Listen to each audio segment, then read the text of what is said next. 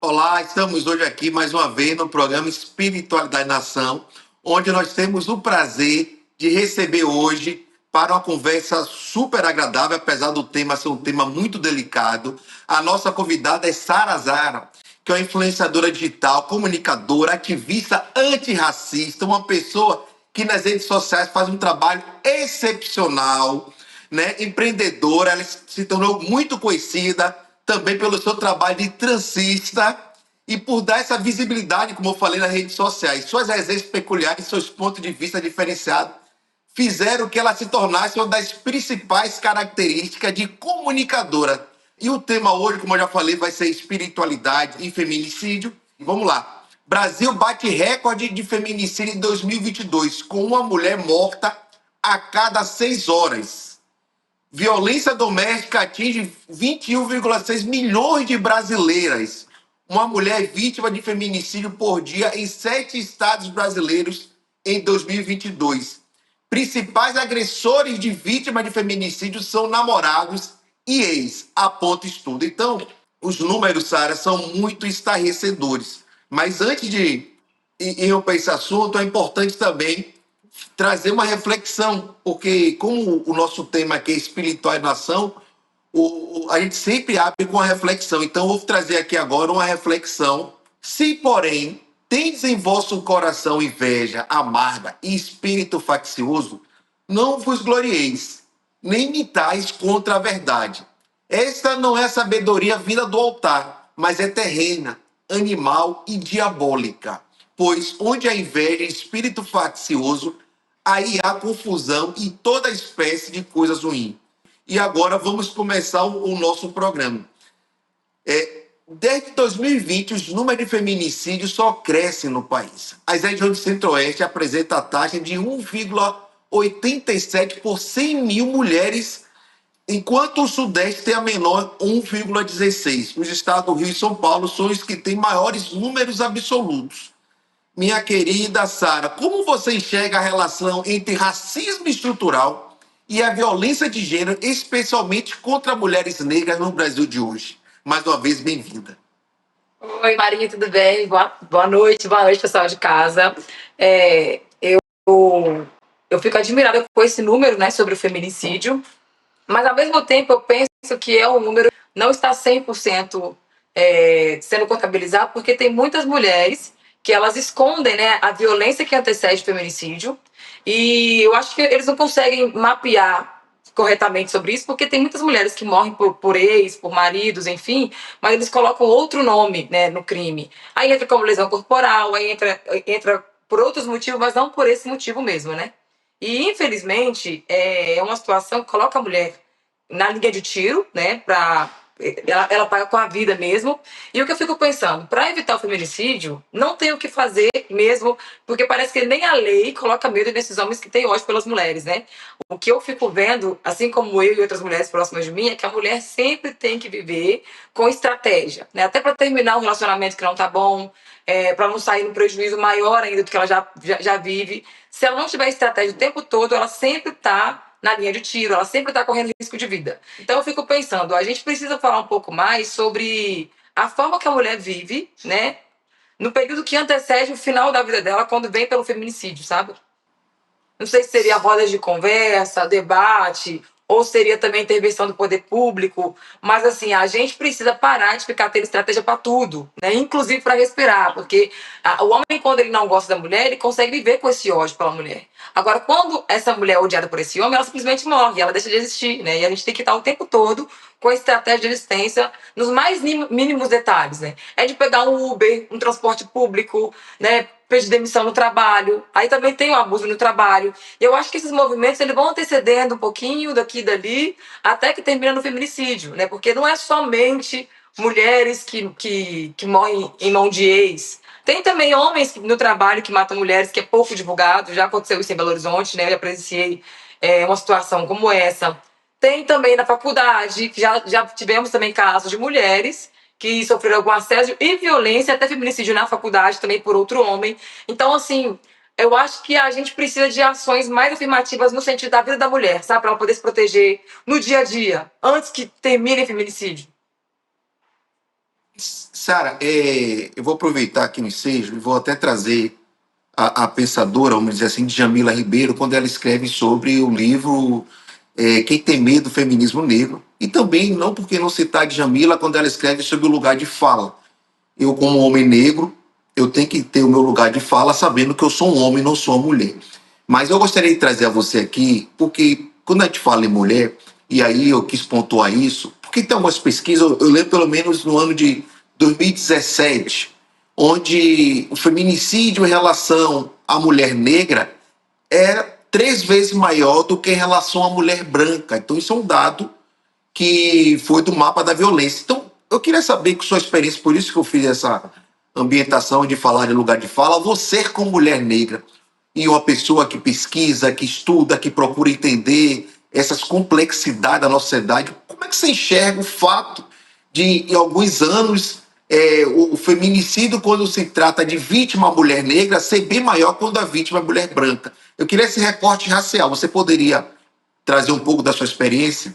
Olha, Maria, dentro da minha experiência, assim, eu acredito que todas as mulheres, elas estão propensas a morrer pelo feminicídio, de fato, né? Que o feminicídio, ele não tem cor, ele sai matando pelo gênero mesmo, por ser mulher.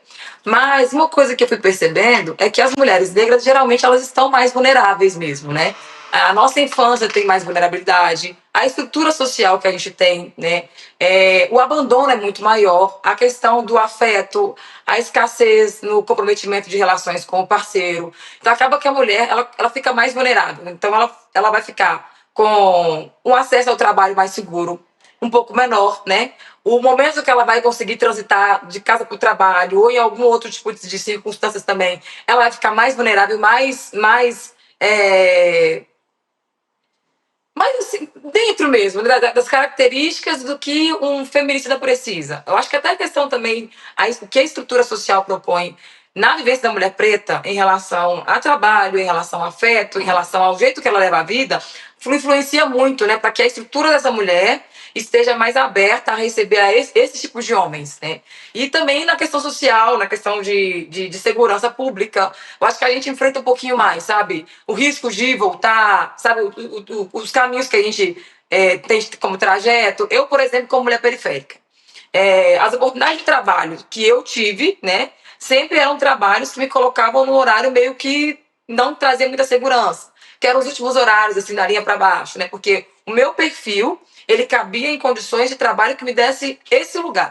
Então, eu trabalhava no shopping, onde eu era atendente de piso, só tinham 4 mulheres nesse horário, o resto eram homens. E era o último horário, que era o de fechamento. Então, o shopping ele fecha às 10, mas até em ordem de conseguir sair, era mais ou menos 11h30, meia-noite. E aí, nesse horário, por incrível que pareça, as mulheres que trabalhavam eram todas mulheres negras, né? Então, as mulheres que tinham preferências, que tinham um poder de escolha dentro daquele limite que o trabalho oferecia, eram mulheres não pretas, né? Então, a gente sempre tem aquela questão de ficar com a última escolha ou não poder escolher. Então, o risco que eu corria para voltar para casa, eu sei que vão ter pessoas que vão pensar assim, gente, mas isso aí é um mimimi que o pessoal fala, né? Mas, na verdade, se você for colocar em números, né, trazer em números, você pode olhar nas grandes marcas, nas grandes lojas, né, no centro de São Paulo ou no centro das cidades, os locais de trabalho que colocam mulheres para trabalhar nesse último período de escala, por exemplo, são praticamente quase todas pessoas negras, mulheres negras, né? Então tem essa questão também do trajeto, né? Tem a questão dessa segurança que já falta para a sociedade em um todo. Mas as mulheres pretas são mais vulneráveis porque elas ficam mesmo nessa falta de escolha, entendeu? Ou seja, se eu não escolher isso aqui, eu fico sem. Então é melhor ficar aqui do que não ter trabalho nenhum. E aí parece que vai crescendo nesse número mesmo, sabe? Vai crescendo nesse ambiente. Não sei se você conseguiu entender o que eu disse, mas eu estou falando pela minha Não, sim, experiência, né? claro. Então, Claro, os e assim, trabalhos Sara, que eu. por isso que eu tive a dificuldade de citar aqui de Jamila quando eu falo lugar de fala, porque esse lugar de fala ele é muito importante para a gente conseguir entender a idiosincrasia de cada pessoa. E aí você falou com mulher negra, onde você colocou que muitas vezes a mulher negra não tem oportunidade de sair mais cedo, é o que resta, é a condição, que a condição econômica também influencia muito nas condições de trabalho, e principalmente para que essa mulher venha a ser vítima do feminicídio, até porque nós sabemos que o feminicídio, quando a vítima ela tem uma proteção fragilizada, isso aumenta, incentiva vamos dizer assim, o autor do feminicídio a praticar esse crime. Então, é óbvio que eu entendi, eu achei que muito bem. E eu vou aproveitar agora, Sara, trazer uma informação aqui para te fazer uma pergunta. Existem três tipos principais de feminicídio que é colocado, né? O íntimo, que é cometido por alguém que a vítima tinha uma relação de afeto ou convivência, que isso é a maioria dos casos. O não íntimo, praticado por desconhecido, mas ainda em função do gênero feminino da vítima, e tem o de conexão, quando o agressor mata uma pessoa para atingir a vítima principal, pois está na linha de fogo do ataque. Então, isso acontece muito. Então, eu queria saber de você, diante da Lei Maria da Penha, né, que é uma lei que vem sendo muito debatida, vem tendo muita visibilidade, e também a lei do feminicídio, que pune esse tipo de crime, a violência persiste. E aí, mais uma vez, eu queria saber a sua sensação como uma mulher negra que lê, que observa. O que você acha que isso, o que vem acontecendo diante da lei, e que nós sabemos sim que muitas das vezes, e eu como criminalista, eu falo que se tem uma lei que realmente eu vejo como eficaz, é a lei Maria da Penha, onde realmente o delegado solicita a protetiva, a juiz ou juiz coloca a protetiva, e ainda assim a gente vê que os números vêm crescendo de forma estarrecedora. O que você tem a dizer sobre isso, Sara? Então, menino, assim, a Lei Maria da Penha, inclusive eu já usei, né? Em 2012 eu precisei recorrer à Lei Maria da Penha e ela foi bem efetiva. Mas tem uns pontos a ajustar, que não é nem sobre a lei mesmo, é como as pessoas que trabalham com a proteção da mulher enxergam a mulher. Quando eu fui fazer a minha primeira solicitação de proteção na Delegacia de Mulher lá em Diadema, né, que é onde eu precisei, eu, eu vi muita dificuldade. Eu acho que até cabe também um recorte racial aqui, né? Porque eles precisam entender que, primeiro, violência não tem classe. Lógico que vão ter ali as suas intensidades, mas a mulher, quando ela vai sofrer violência, feminicídio, independente da classe que ela ocupa, ela vai apanhar, ela vai morrer. E ela vai sentir dor. Isso é o primeiro ponto. Mas eu acho que o tratamento ele é muito diferenciado dependendo de quem procura o suporte dessa lei, esse apoio. Quando eu precisei, né, recorrer, que eu cheguei na delegacia, e era a delegacia das mulheres, então tinha uma delegada mulher, eu acho que ela não entendia muito bem sobre recorte social e racial. Então, quando eu pedi o apoio, ficou parecendo que eu era culpada de ter gerado aquele desconforto, aquela violência. Porque, na época, o agressor, né, a pessoa que me agrediu, era um homem branco de olho claro. Né? Então, quando tem aquela mediação, né, que você faz o boletim, faz o corpo de delito, aí eles mandam a intimação para a pessoa ir lá, o cara ele ter a chance de se defender ou explicar o porquê que ele violentou a mulher, né? Ele teve a violência contra a mulher.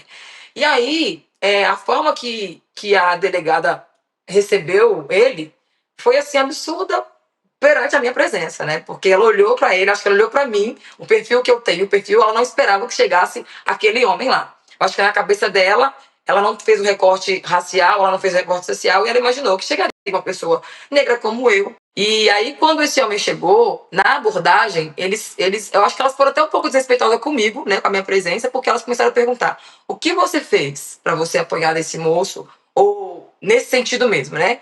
E aí eu explicando, e eu acho que até o agressor ele sentiu um pouco assim mais elevado, porque ele entendeu, né? Ele entendeu que não estava combinando o meu discurso com a skin dele, né? Então eu sofri uma segunda violência, que foi a violência do preconceito também, da gente da gente ter que escalar nossas dores e ter vergonha de contar. Porque geralmente quem vai ser receptivo a essa dor, se ela não tiver essa noção de recorte, ela não vai entender que a agressão, ela não tem gênero, ela não tem classe. Entende?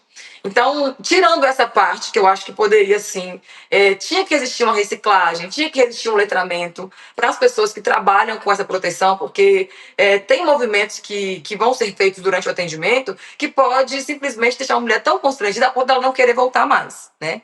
Então, isso é um ponto que eu acredito que poderia melhorar um pouco mais, porque isso foi em 2012 e ainda agora em 2025 a gente tem alguns relatos de mulheres como eu que têm praticamente o mesmo atendimento quando procura a lei, né, para poder se garantir o mínimo de segurança possível, né? Então ainda assim temos esse recorte. Mas, de fato, é uma lei muito necessária, né? Eu acredito que as mulheres se sentiram mais seguras depois que lançaram essa lei.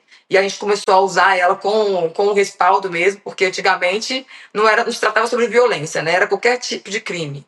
Então, pelo menos é uma coisa específica. Porém, eu acho que hoje também, de contrapartida, de acordo com a Lei Maria da Penha, deveria existir também uma lei, principalmente na rede social, que protegesse mulheres de discurso de ódio dos homens, né? Então a gente vê que tem vários homens fazendo conteúdo red pill, homens ensinando os outros homens a odiar as mulheres, e aí fica um pouco incoerente, né? A gente ter lei Maria da Penha para proteger a mulher contra essa violência e ao mesmo tempo ter uma liberação na rede social de homens ensinando outros homens de qualquer idade a odiar mulheres, né? Não sei se você viu que teve um caso recentemente de uma criança de 11 anos que foi morta, né?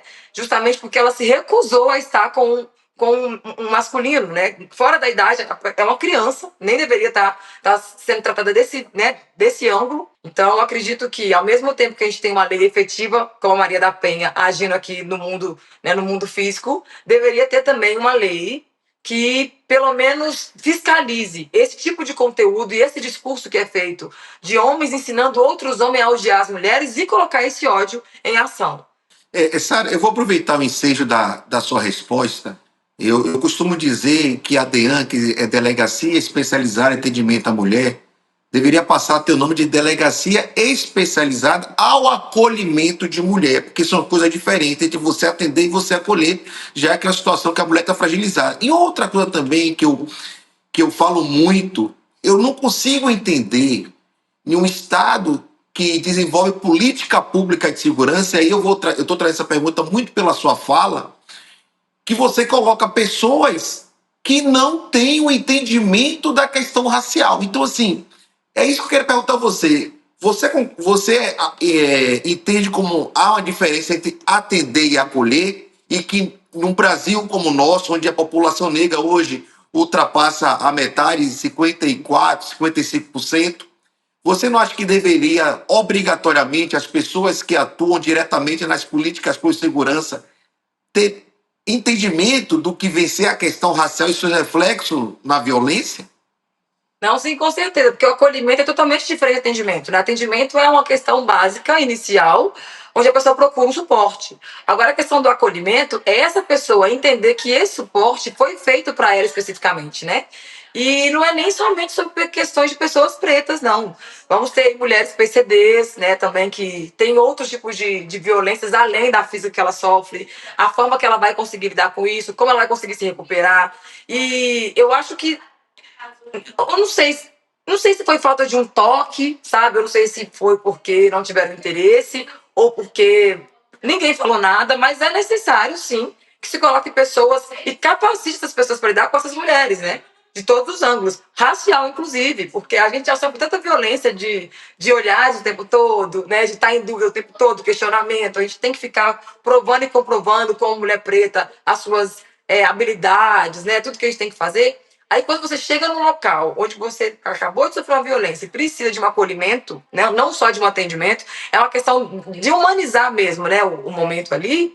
Eu acredito que isso precisa de um letramento, sim, sabe? De uma reciclagem, de uma capacitação específica, porque eu entendo que a pessoa ela não tem a obrigação de saber lidar ou entender os recortes, porque de repente ela nunca precisou, nunca vivenciou, não está na pele dela. Mas a partir do momento que ela se coloca nessa disposição e se coloca à frente, trabalhar nessa frente, ela tem que entender no mínimo cada tipo de dor que vai chegar nessa mulher, né? E esse peso que vem junto, entendeu?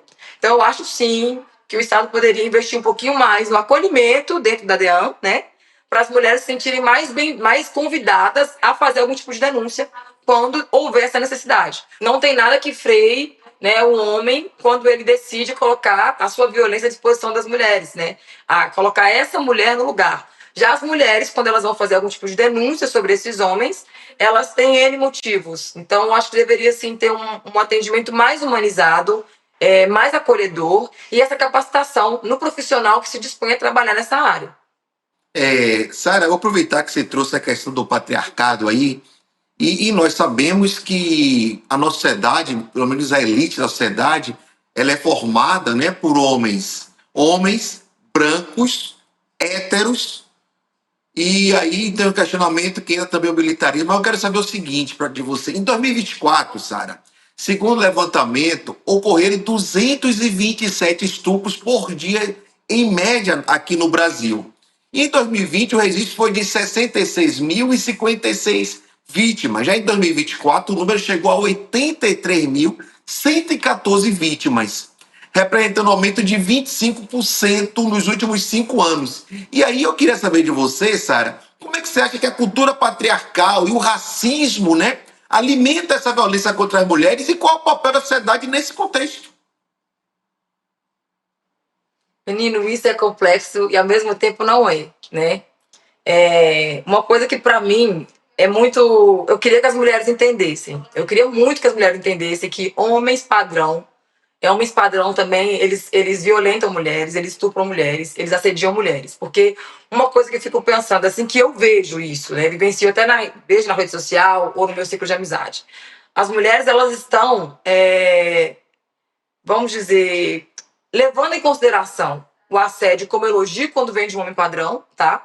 E aí, dependendo do outro tipo de homem, se ele for de uma classe C, se ele for de uma classe, né, mais operária, ou se ele for um homem negro, ou se não for um homem negro que está naquela skin que as pessoas esperam que sejam. Então, elas só convertem o que é violência contra a mulher e assédio, estupro, quando vem de um homem fora do padrão.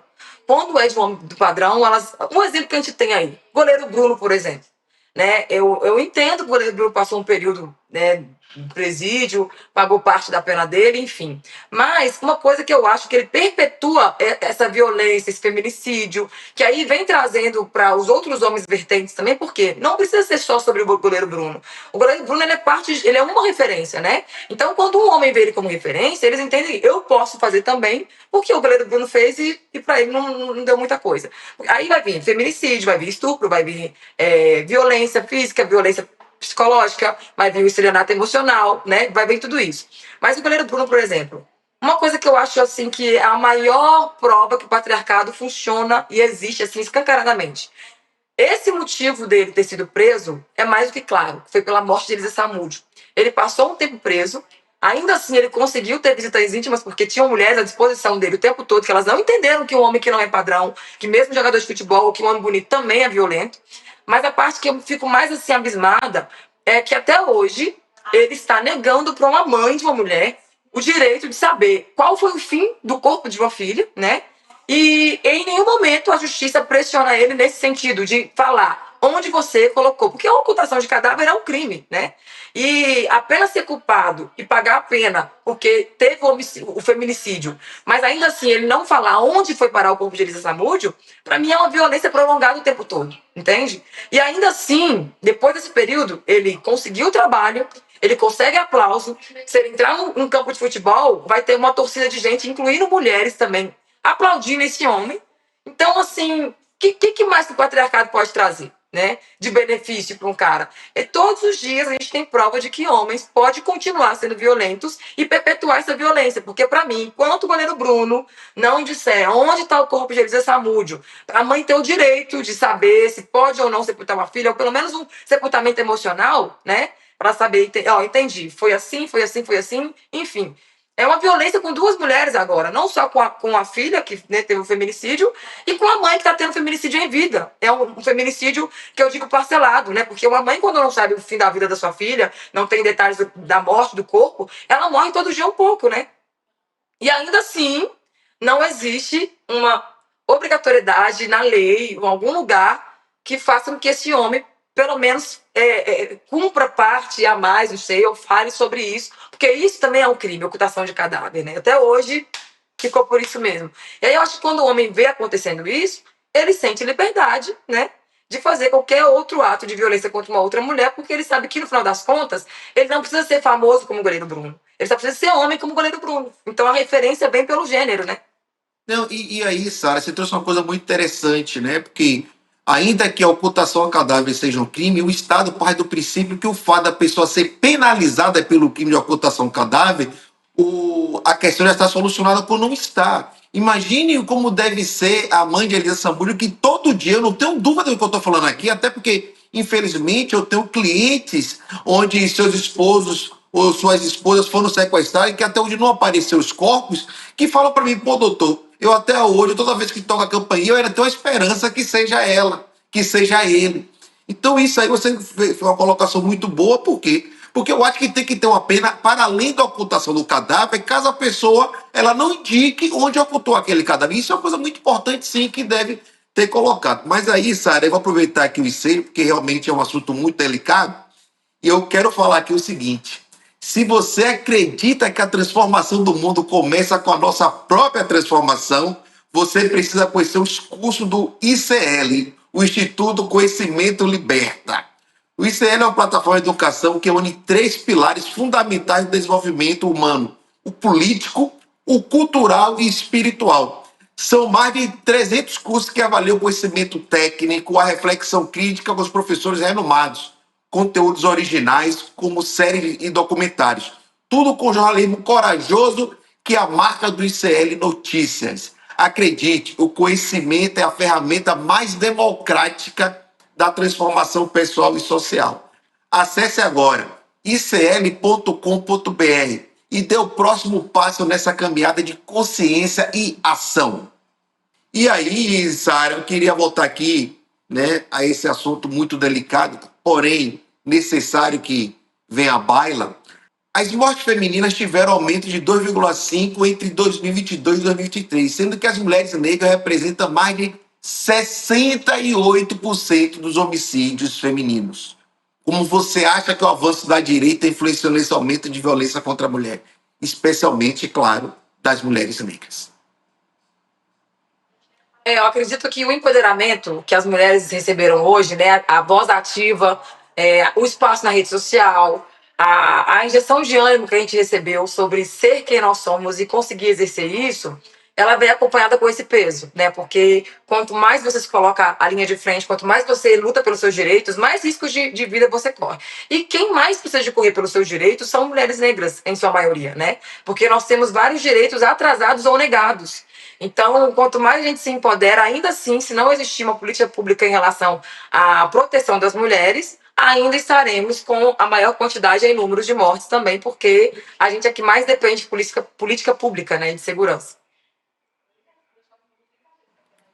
Sara, eu gostaria de agradecer, porque para mim foi um prazer inenarrável ter você como convidada hoje no programa sobre espiritualidade e feminicídio. Você que é uma mulher negra, destaque, principalmente em redes sociais, que traz o tema e que traz brilhantes reflexões. Eu acompanho você e fico muito feliz e agradecido por você aceitar nossos convites. Muito obrigado. Você quer falar uma coisa, por favor? Não, foi muito, muito prazeroso também, não é a primeira vez que eu venho, estou sempre disposta quando vocês me convidam, foi um prazer, é um assunto complexo, mas necessário de falar, então toda vez que precisar pode me chamar que eu estou aqui. Sara, aqui a gente tem um hábito de fazer a oração, tá? Mas geralmente é a oração que puxa nosso Frei Davi, que por questões médicas não está, mas eu queria agradecer e pedir que a bênção de Deus Pai Todo-Poderoso, dos orixás, dos guias, e independente da religião, que tudo de bom que venha do celestial esteja nas nossas vidas e nas vidas das pessoas que estão assistindo e na vida das pessoas que também não estão assistindo, mas que merecem, todas as pessoas merecem a paz e merecem as bênçãos do céu. Sara, muitíssimo obrigado mais uma vez, tá? Beijo, beijo. Fala pessoal, tudo bem? Leandro Demore aqui para dar uma notícia incrível. O ICL tem sua própria revista digital, a revista Liberta, um novo espaço de jornalismo profundo, crítico, com a nossa cara, feito para quem quer entender o Brasil e o mundo além da superfície. Na revista Liberta, você vai encontrar os maiores articulistas e colunistas com análise sobre política, cultura, atualidades e, claro, muito pensamento crítico. Esse vai ser o nosso espaço semanal de reflexão em profundidade. Faça agora mesmo a sua assinatura. Acesse icl.com.br/revista. E se você já é aluno ou aluna de algum curso do ICL, tem um benefício especial para fazer parte disso com a gente. Um desconto exclusivo para garantir a sua assinatura. Revista Liberta é o ICL em profundidade.